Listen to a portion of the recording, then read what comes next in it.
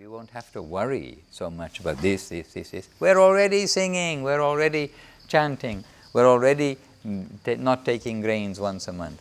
But more than that, we're not doing it for trying to make our body last to be 250 years old, which all the wonderful scientists still cannot manage how to do, but they want to. And then when they make it, if they can make it last 250 years, they'll try to make it last longer. But that science has been given long ago by Veda Vyas in the scripture. But this kirtan, you see how beautiful, by chanting the holy names of the Lord, all these things, and this bringing alive the Sankirtan of Mahaprabhu, all the devotees watching, looking on. Hare Krishna. And on Ekadashi morning, what else do we chant? Bhajale, bhajale, amama, Marathi Manda. Bhajare, bhajare, ama, Marathi Manda.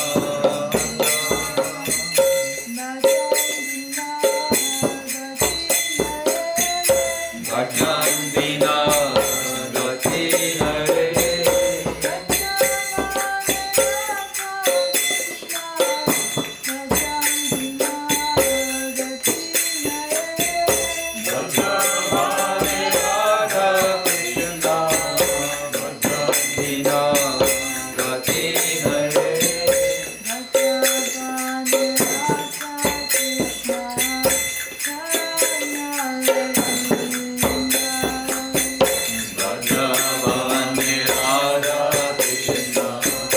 Hare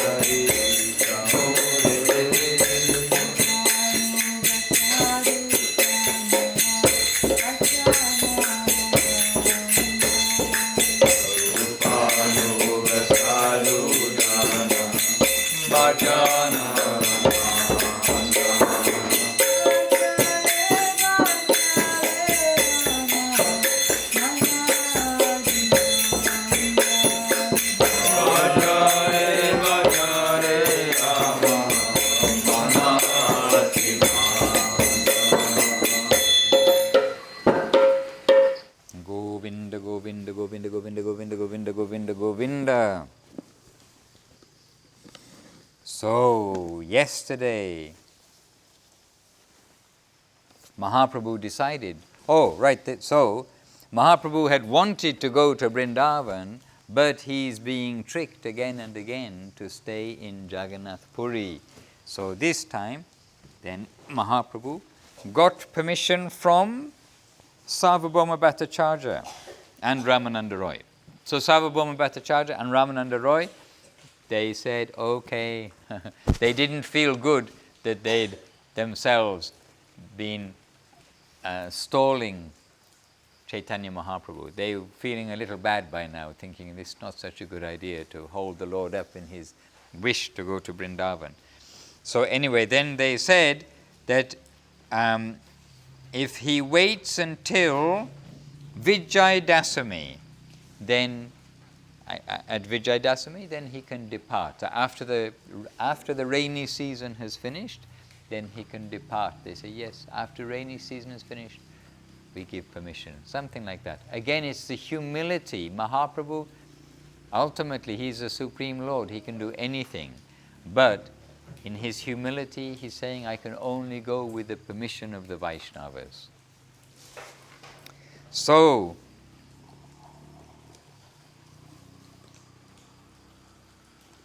Chaitanya Mahaprabhu was very pleased to thus receive their permission.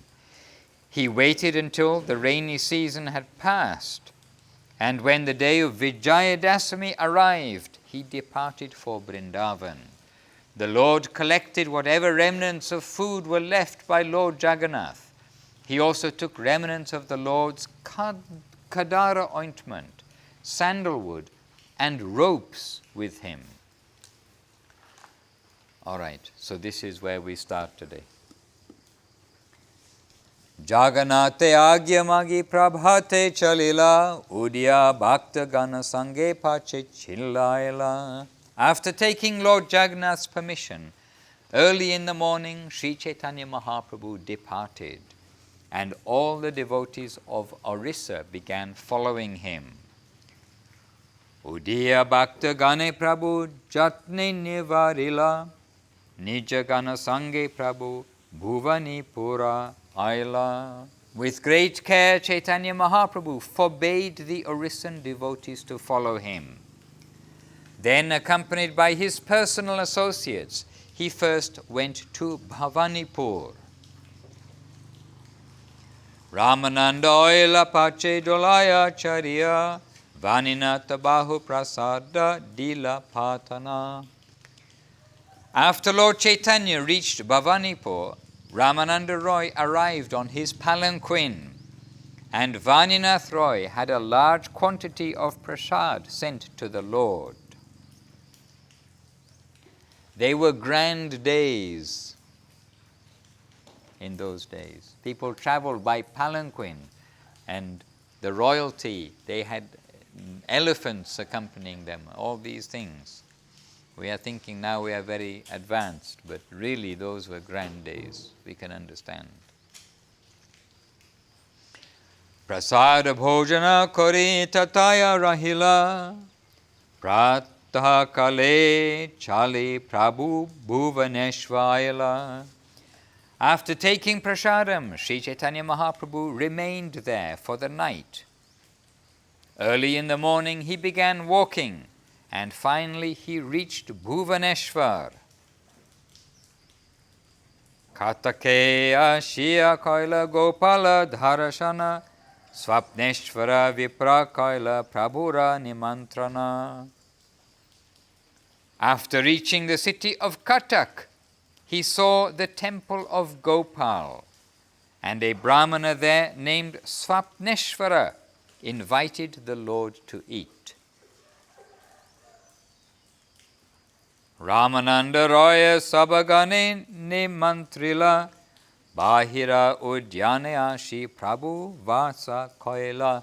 Ramananda Roy invited all the others for their meals, and Sri Chaitanya Mahaprabhu made his resting place in a garden outside the temple. What does it mean? He made his rest place in the garden. He built some small house in the garden. We shall have to pray for the grace of Mahaprabhu and his devotees that we can see what it means that he made his resting place.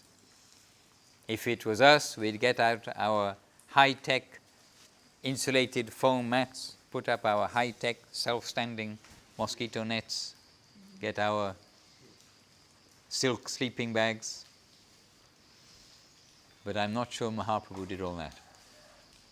I expect he just lay on the ground. But the devotees would have given him, I would expect, a straw mat. But he's accompanied by Ramananda. But he said Mahaprabhu made his resting place. If Ramananda Roy had made Mahaprabhu's resting place, it may be a different thing. In other words, Prabhu, I cannot answer you, but one day perhaps we'll have the opportunity to see, and then, after seeing, we'll be able to share that with each other. So if you see first, please you tell us all.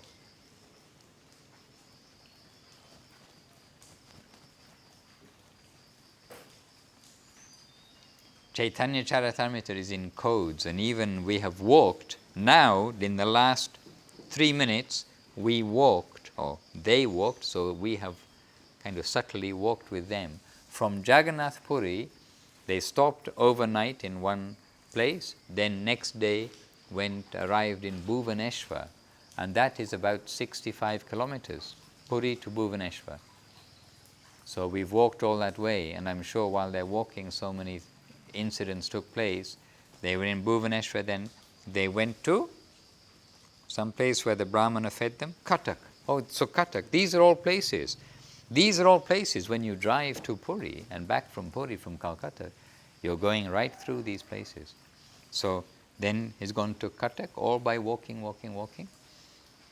And what happened while they're walking, we also don't know what took place. Only we are indicated. When then Mahaprabhu made his resting place, yes, we wonder. We wonder.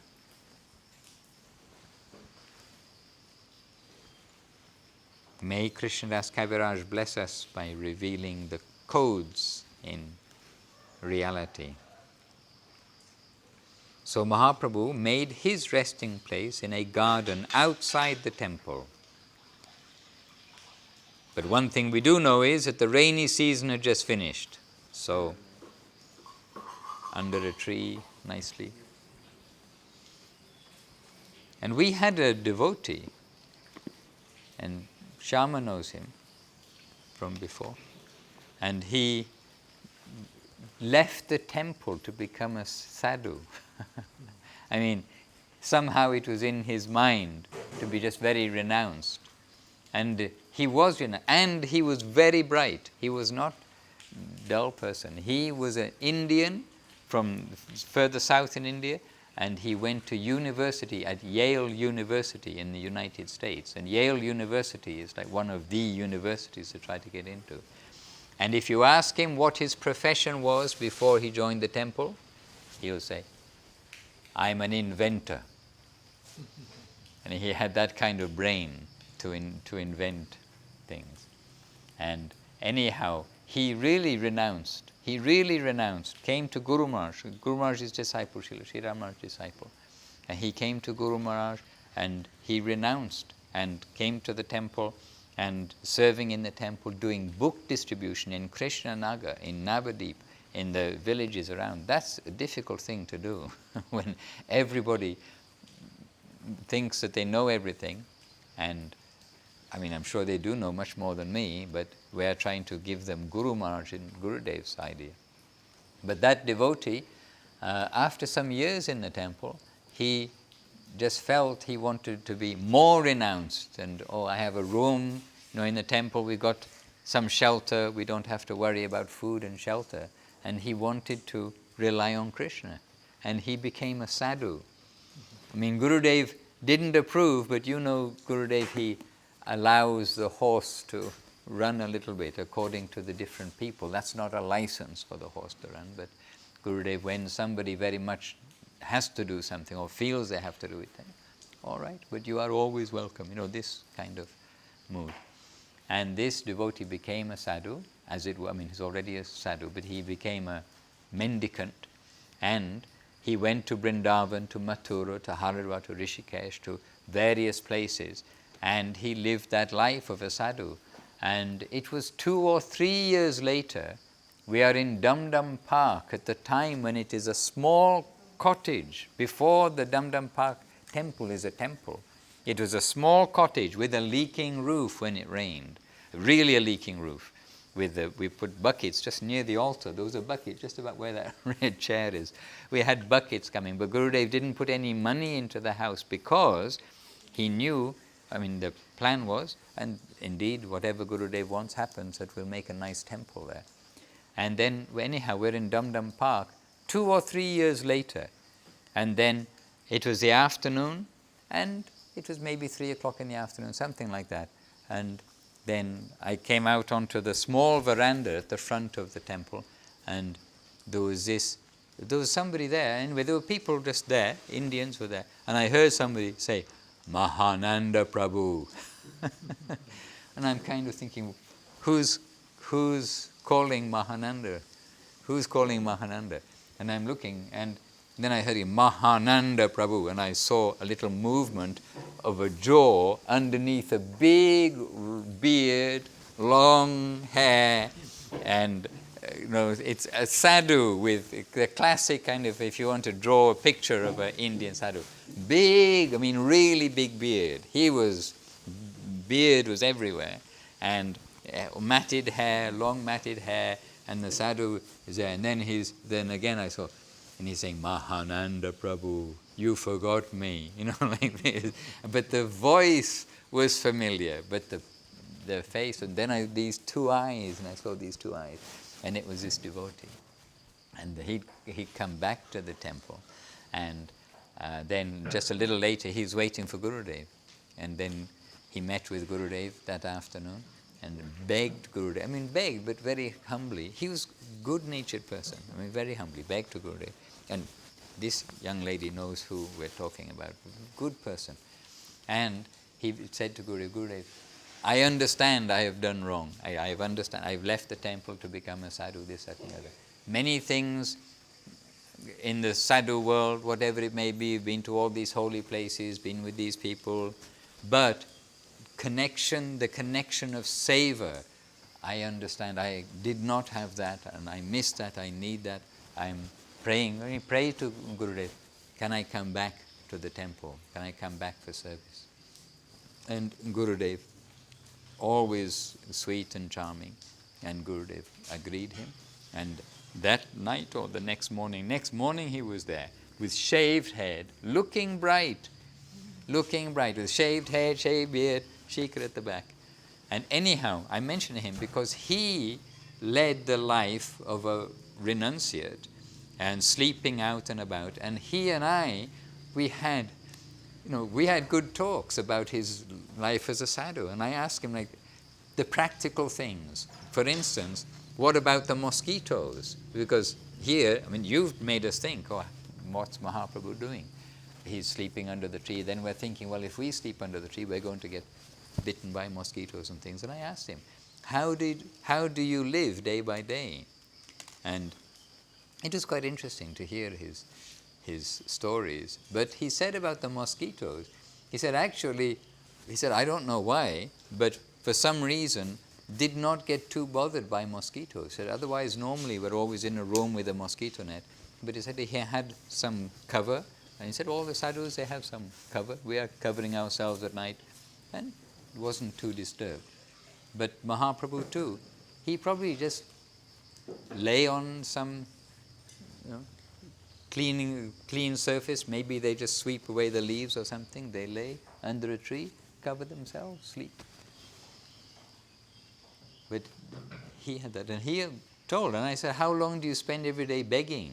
Because I said, where do you get your food? I said, we go begging to the houses and stuff. I said, how long do you spend each day? He said, oh, not very long.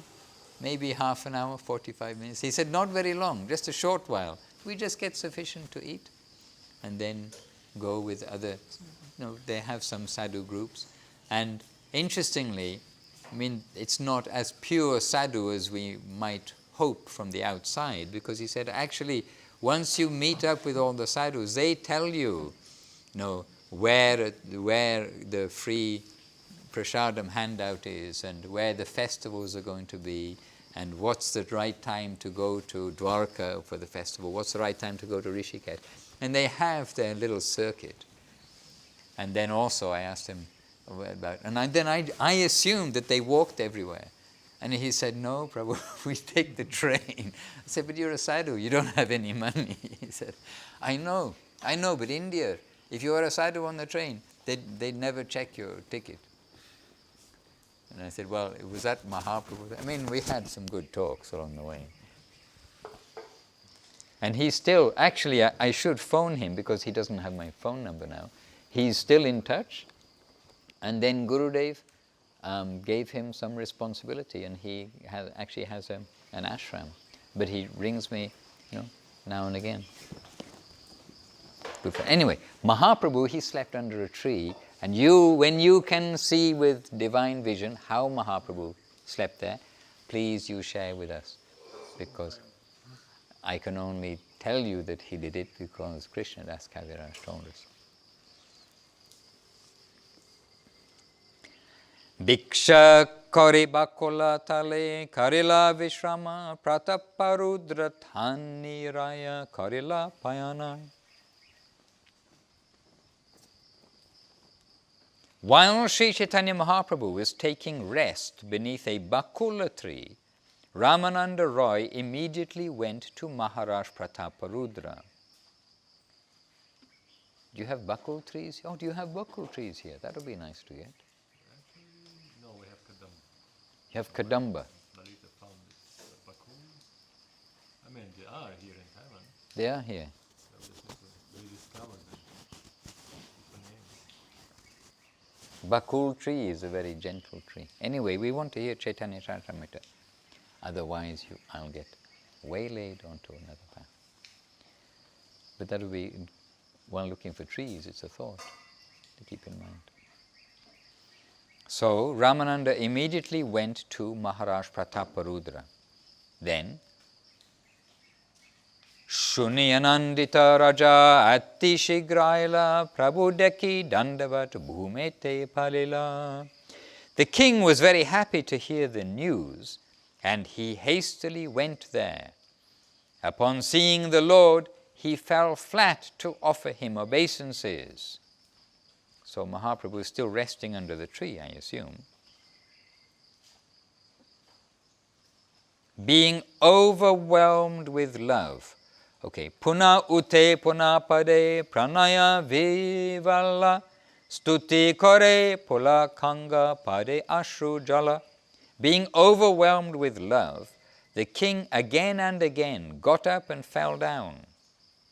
When he offered prayers, his whole body shivered and tears fell from his eyes. Hare Krishna. Thara bhakti deki prabhura tushta hoila mana uti mahaprabhu tare koila alingana. Sri Chaitanya Mahaprabhu was very pleased to see the devotion of the king, and he therefore stood up and embraced him.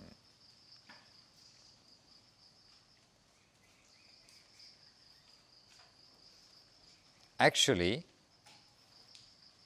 Mahaprabhu was resting in the garden. He wasn't sleeping. So this presumably was their lunch prasad that they took. Then he's resting there. Okay? So then Mahaprabhu stood up and embraced. Who did he embrace? Who did Mahaprabhu embrace?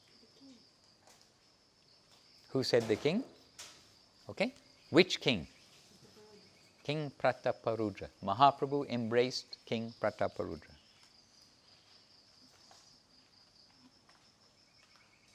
And he embraced him.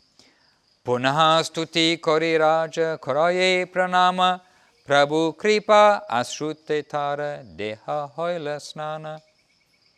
When the Lord embraced the king again and again offered prayers and obeisances. In this way, the Lord's mercy brought tears from the king, and the Lord's body was bathed with these tears. Sustakari Ramananda Rajare Vashaila Kaya Mano Vake Prabhu Thare Kripa Koila. Finally, Ramananda Roy pacified the king and made him sit down. We have to visualize or honor that too. The Lord bestowed mercy upon him through his body, mind and words. Aiche tahare kripa koila gora raya Prataparudra santrata nama hoila yaya. Sri Chaitanya Mahaprabhu showed such mercy to the king that from that day on the Lord became known as Prataparudra Santrata, the deliverer of Maharaj Prataparudra. Rajapatra Ganakaila Prabhura Vandana Rajare Vidaya Dila Shachira Nandana. All the governmental officers also paid their respects to the Lord. And finally, the king and his men were bade farewell by the son of Mother Sachi. Bahire Ashiraja Agya Patra Lekaila Nija Rajayata Vishai Tahare Pataila. The king then went outside and had orders written down and sent to the government servants within his kingdom. His orders read, Grame Grame Nutana Vasha Kariba Panchashata Narya Grihe Samagre Bhariba. So this is his order. In every village you should construct new residences, and in 5 or 7 new houses you should store all kinds of food. Apani Prabhu ke lana lanya tahan uttariba ratri diba vitra haste sevaya rahiba. You should personally take the Lord to these newly constructed houses. Day and night you should engage in his service with a stick in your hands. Dui Mahapatra Harichandana Madharaja Tare Agya Dilaraja Kariha Savakaya. The king then ordered 2 respectable officers named Harichandana and Madharaja to do whatever was necessary to carry out these orders. In those days, a king was a king. He would give instruction. He didn't have to go and get a vote and this and that, pass a decree, and hear the opposition party and everything. The king was a king, and he did all this. And in rural, well, in India, in rural India, and I'm sure all over the world, in former days, before the days of concrete and big concrete mixers and all these things like that, they could construct houses easily and quickly without having to go, and also having to go apply for a mortgage and all the things which now take place to get a house for your family. Here he's giving instruction in the villages, immediately build new residences, and in 5 or 7 new houses you should store all kinds of food, and then in other houses will be for residents. But we saw at the time, especially that struck me, the time of Mahaprabhu's 500th Gaura Purnima, that 500th anniversary of Mahaprabhu's advent in Mayapur, in the whole of Navadip, but in Mayapur in particular. When we went to Mayapur to go to the Yoga Pit and on the parikramas that year at Gaura Purnima, then I was really amazed to see that the army had built a whole town to house thousands of people with hand pumps, with water supply, with drains, with a bathroom section and houses. The houses, they're albeit simple houses, but also relatively cool houses.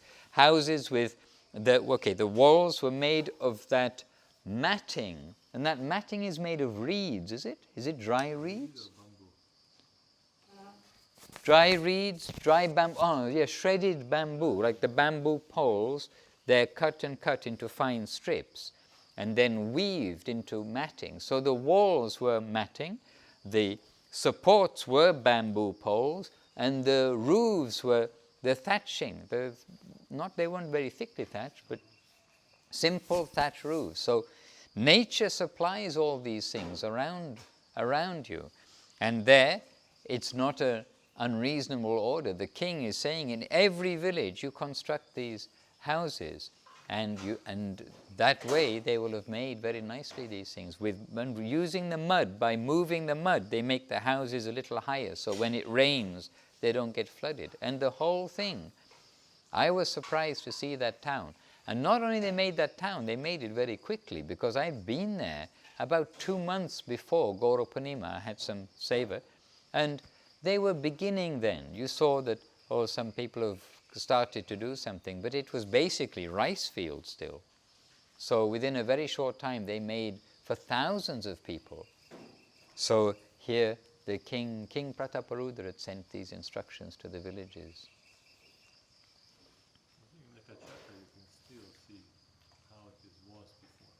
Ekachakra, Bamunpara, Hapanya.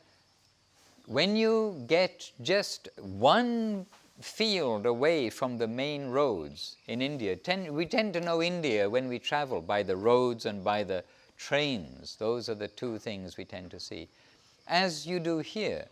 But if you just go like 1 field distance off the road, you start immediately getting into traditional rustic India.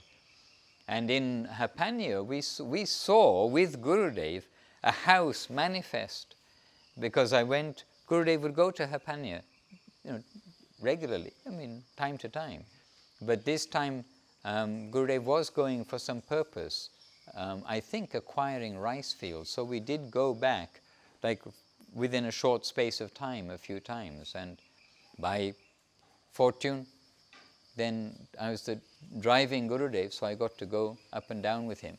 But we saw behind our mat in Hapanya, a house sort of manifest before our eyes out of nothing. And there it is not those thin walls made of mud. And it's just flat area, and then first of all they dug sort of around and like a moat, something like a moat, not quite, but they dug down, and with that they raised some floor area, so there's an area which is a little raised, and then they built the mud walls, this thick mud walls, and they built a bit, it dries, a bit, it dries, a bit, it dries, and that's how the the house is made, and then the top part is made with bamboo and thick. There's a permanent house. There's a thick roof on the top. And we saw that like, bit by bit coming up, and very surprised. And those houses, in the villages, village people in India are very hospitable. And in Bengal, we go to do collection for rice, for dal, potatoes. The festivals, you understand, every day, 5,000 people feeding for breakfast, 5,000 for lunch. How much food stuff we go through. So before the big festivals, especially Gaurapanim, where for 10 days you're feeding thousands of people, breakfast, lunch, dinner, then we are going collecting for the benefit of the people, for the benefit of the temple. Everybody wins because everything is coming for the Lord's energy. And when we go to the villages, many times, well, always we're being invited for some refreshment, means drink and sweets. Everywhere you'll get sweets. But so often we're taken into these mud houses, these mud places. And it's hot. In the summer it's hot outside. But those buildings, how they're made, they're cool. They've been making them for thousands of years in the same way. And they have an air, like an air circulation, but it's cool inside. And no electricity. Many places are no electricity. Our land, just 1 kilometer from the Chaitanya Saraswati Math, going out of Navadip, there was no electricity when we were there, staying there. It is electricity. Now we take it for granted. But still, many places there's no electricity in the villages. So there's no fan, there's no this, that, and the other. But the rooms are pleasant. So, very practical things. And we think we're all very high-tech, but how many of us can just go out into the garden with only a shovel and make a house? A shovel and a machete. How many of us, what kind of houses would we end up in? Then we'll think, oh, are we really so advanced, or actually were the cavemen more advanced than us? Because they probably could do it nicely. We're giving a talk. You know, even to make something simple, we're all in this high-tech world of, you know, all this. But to make something simple like a spoon, how many of us could go out there and make a spoon? Now, then we think, really, how advanced are we? But Paramananda Prabhu, he'll be handy to know, because we're walking just here the other day, and he picks up some rock and he says, look, this is iron. Here is iron ore. If you just heat this up, the iron comes out. So maybe he'd be successful to make a spoon. But first we'll have to heat it up, so we're going to have to make the fire to make the spoon. So, how advanced are we? Chaitanya Charitamrita, yes, Hare Krishna. So Mahaprabhu asked King Prataparudra, he sent instruction that they must build these buildings, and you serve Mahaprabhu, make sure he's served all the time, and you make sure you carry out these orders with stick in hand. The king also ordered them to Ekkanavya nauka anni rakala nadiya tire yaha snana kari prabhu yana nadi pare tahan stamba ropana kara mahatita kari nitya snana kariba tahan yena mari. The king also ordered them to maintain a new boat on the banks of the river. And wherever Sri Chaitanya Mahaprabhu took his bath or crossed to the other side of the river, they should establish a memorial column and make that place a great place of pilgrimage. Indeed, said the king, I will take my bath there, and let me also die there. Hare Krishna. Some may be, I cannot say. There are many, every corner in India there is something present, so it is quite likely, but I do not know myself of any. And many places have been rediscovered, some places have been lost. And Srila Saraswati Thakur engaged his disciples in rediscovering places and establishing temples. And one of his disciples, Srila Bhakti Rokkok Sridhar Goswami Maharaj, our Guru Maharaj, then Saraswati Thakur sent him to discover that place of the Ramananda Samvad, where Ramananda Roy and Mahaprabhu not only talked, had their deep revealing discussions, finest things to be heard since millenniums, more than millenniums, kalpas.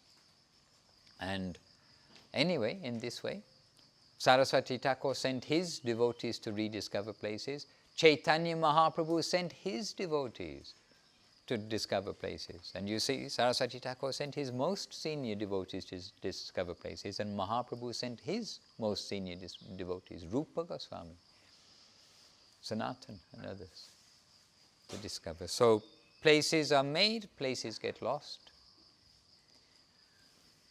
But the devotion of the king we can see here so much. So the king is speaking. He said, indeed, I will take my bath there, and I shall also die there. So the king is speaking. Chaturvare karaha uttamanavya Ramananda jaha tumi Mahaprabhu pasha. So the king speaking. At Chaturdvara, please construct new residential quarters. Now, Ramananda, you can return to Sri Chaitanya Mahaprabhu. So the king is speaking.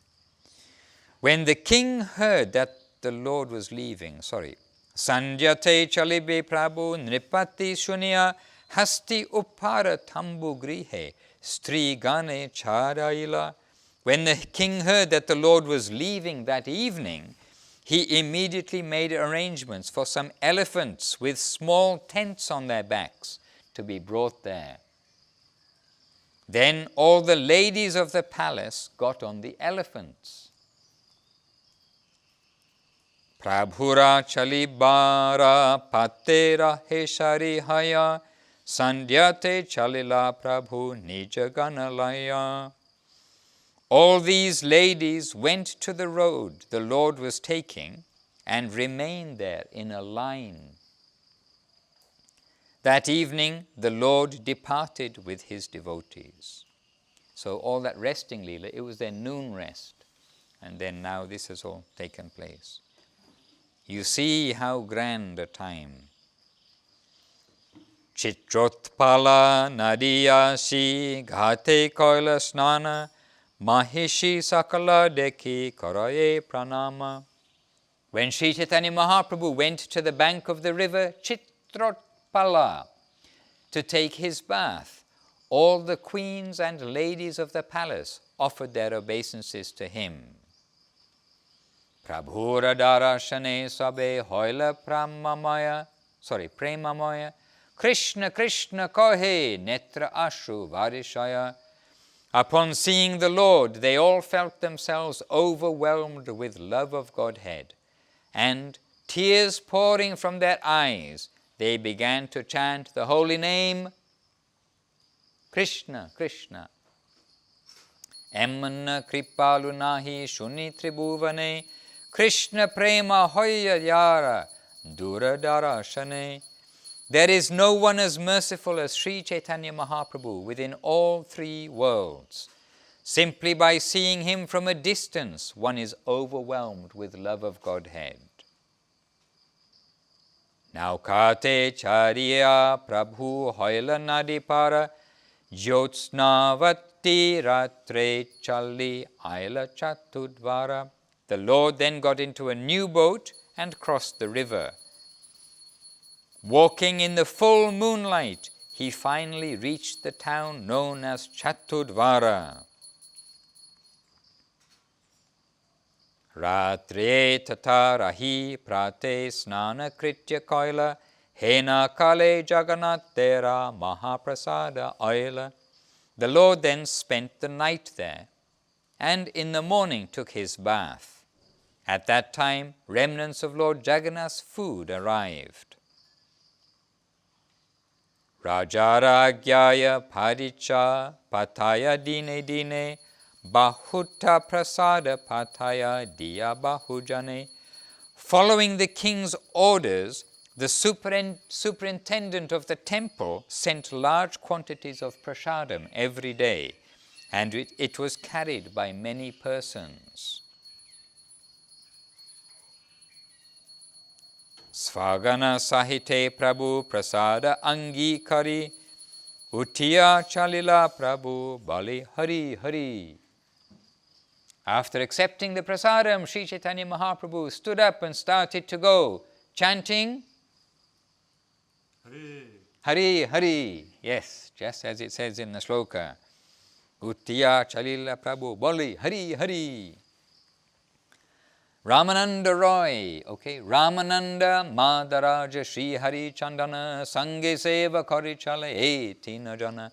Ramananda Roy, Madharaja and Sri Hari Chandana always went with Sri Chaitanya Mahaprabhu and rendered various services.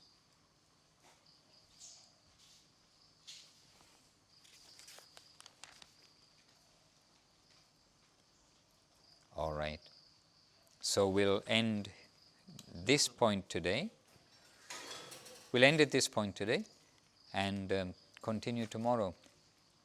More wonderful things happening tomorrow. Today we have seen Mahaprabhu resting, and then Maharaj Prataparudra going to him and when paying obeisances, tears flowing from his eyes. Then Chaitanya Mahaprabhu got up and embraced Prataparudra, and they are both in ecstasy.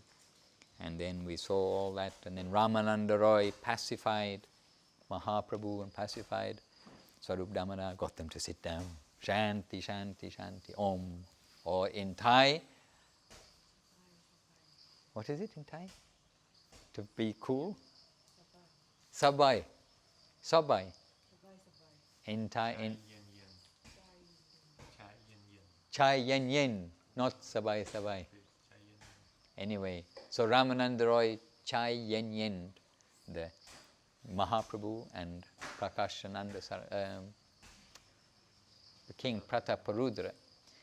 And then after that, in absolute devotion, remember King Prataparudra is about to lose the association of Chaitanya Mahaprabhu. This again, if we read Bhakti Rasamrita Sindhu, there Rupa Goswami, he lists all these different kinds of separation. And this is a kind of separation. He's about to lose the association of Chaitanya Mahaprabhu, and he just wants to serve as much as possible. And there it said also, just by seeing Mahaprabhu from a distance, one gets ecstatic love. And first Ramananda seeing from a distance and then coming to him like this. Then he orders all those elephants, the elephants, and all the queens, all the ladies, they'll be dressed in their best clothing and their bangles, as in India, the festival time, all these things. They're all on the elephants, and they're making a pathway, like a whole reception thing, but for Mahaprabhu going. Then Mahaprabhu reaches that town, and there in the town, he goes to the river, and they're all coming, giving their obeisances. Everyone's in ecstasy. And King Prataparudra, just wanting to do everything, everything in glorification of Mahaprabhu. And he sent this instruction to all the villages to make new houses, to have lots of grains, to have lots of foodstuffs there ready, to make new boats for crossing the rivers. All these things, just he wants to do everything to make perfect for Mahaprabhu's send-off in glorious way, and make a stamba, some memorial anywhere where Mahaprabhu will take his bath, anywhere where he'll cross a river. Wonderful pastimes. Well, it's amazing, Maharaj. We've been reading it for quite some years, and every time we read it, it's like news for us. It's like reading a newspaper, like something is happening every day. Sometimes I think, have I read this before? In some passages we come to, I've read this before, but it is a fact. By good fortune, we have had that good advice to every day try to read Chaitanya Charitamrita from the best source of advice, Guru Maharaj and Gurudev and Srila Prabhupada. So, by good fortune, we actually have gone through Chaitanya Charitamrita several times. I can't say many because I don't know how many times, but several times gone through. And it is true, it is always fresh, it is always new. And you know, sometimes we go to people's homes and see the television and see the things they do, think, why waste your time with this? Why waste your time with this? And then when there is something good, we're watching National Geographic or something with something, you know, you can think is some good content is there. Every 15 minutes, buy this soap, buy this car, get insurance, do this is a beautiful thing. And some of it's targeted to the kids too, all these toys and stuff. And you think this is, you know, unhappy. If I wanted to watch National Geographic, well, you know, you better to go and rent the DVD or something. Like you said, Gurudev was mentioning, noticing that everyone is eating somebody. Yeah. Someone been consumed by someone. Yeah. And then, right, and then at the end of the day, you know, we'll watch all these beautiful things, but everything's eating something. And Gurudev himself, because it's a wholesome, the National Geographic channel is a wholesome channel, you can say, in essence. But also, you watch that, and it's also steeped with this evolution idea. Not that God has created, not that how the wonderful description of the manifestation, and all coming through sound. What sound? The sweetest sound. From that sweetest sound, the most subtle, sweetest thing, is then manifesting step by step, the finer to the gross. And then this world is just a tiny spark of that wonder. Instead of that, actually atheism is being presented, even through this sweet professional presentation of these people. Hare Krishna. Okay, now, who did their homework yesterday? You did your, oh no, I thought you were putting your hand up to say you did your homework. Who did their homework yesterday and learnt the shloka that's on the pillar? Any volunteers? Don't all shout at once. Should I leave? No, I think we all have to leave. I learnt it yesterday morning.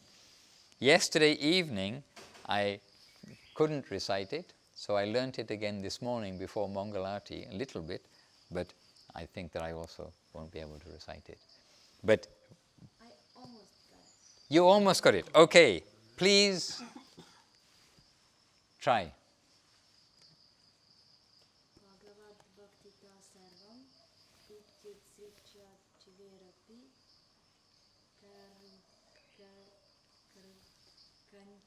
some strange book word. Kankam Krishna Padye.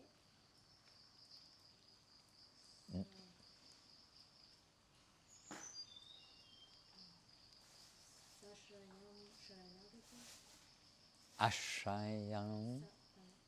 Anyway, I also cannot recite it, but you're fairly close, but not quite there, and you're probably closer than me if somebody wants to see what it is.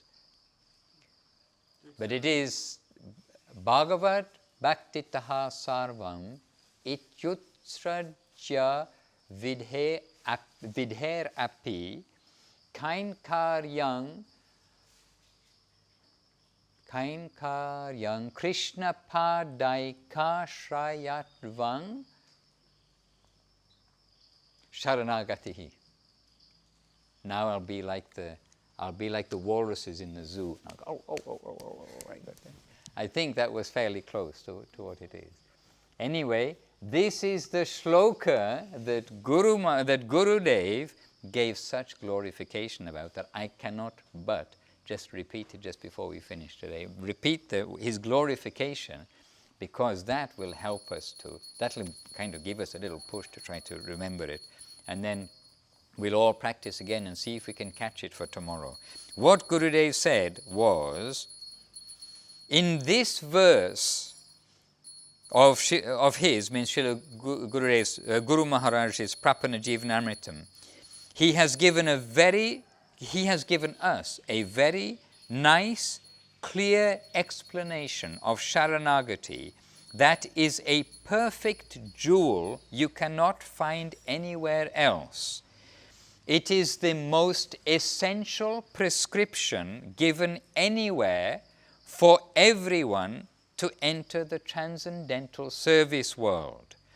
If you can memorize just this one verse and put it in your heart, then you will receive everything ever given in any scripture. This is Gurudev's description of this verse. So let us try by tomorrow. We'll try again, and we'll all try to make it in our head, and then the challenge to put in our heart, and make that as our homework again for tomorrow. Bhagavad Bhaktitaha Sarvam Ityutsrijya Vidher Api Kainkaryam Krishna Padaika Shrayatvang Sharanagatihi. Prapanajivanamritam 135. And the essence, I don't have the translation just here. The essence is that to give up anything and everything, including whatever we may think as the vidhi, the rules and regulations, this, that and the other, but not to just give it up for no reason, but to give it up for devotional service to Krishna, and to have the faith that devotional service to Krishna, everything is accomplished by that. That is the basic essence. And this, to have that faith, is Sharanagati. When we can give up everything for devotional service, then that is the Sharanagati. And the sort of official, whatever translation, is on the wall here also, and in English and Russian. So we can all try to learn for tomorrow. And you are all young brains, good brains, sharp brains. So do your best. Jai Srila Bhakti Sundar Govinda Dev Goswami Maharaj ki jai. Jai Srila Bhakti Rockok Sridhar Dev Goswami Maharaj ki jai. Jai our guardians here, Srila Bhakti Surya Goswami Maharaj ki jai. Jai Srila Bhakti Bimal Avadut Maharaj ki jai. And around the world our Sri Chaitanya Saraswati Mat Acharya Vrinda ki jai.